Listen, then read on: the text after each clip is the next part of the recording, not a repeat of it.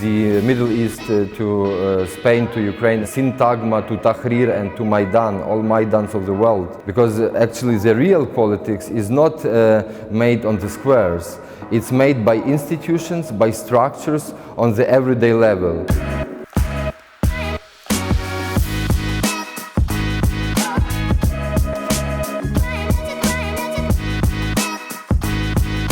What happened to the politics of hope?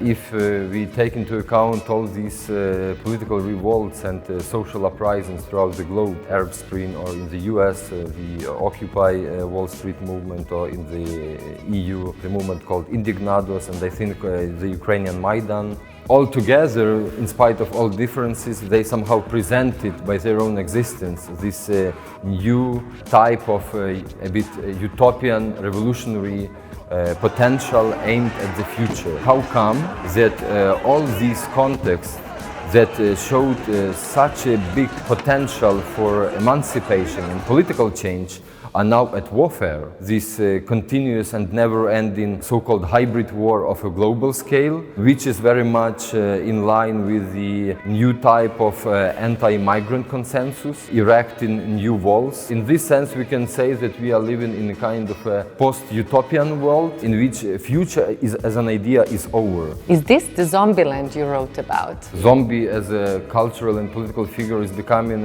the key denominator of the whole ideological and political mainstream nowadays. It is very much defined by two what can be called thanatological trends and repression of this emancipative and also potentially revolutionary agenda that we just observed and experienced several years ago, and regression to this sub-political level by this new wave of nationalist, white supremacist and racist politics. Behind each fascism there is a failed revolution.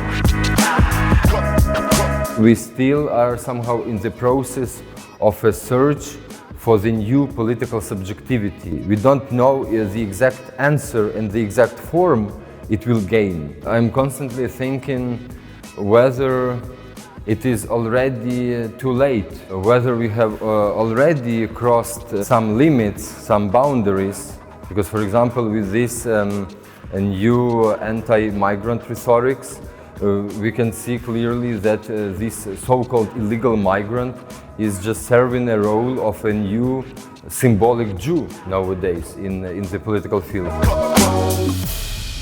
Sort of a Nietzschean attitude that, especially in the times when you observe only negative trends on the global scale, you don't have any other option than to be really radical.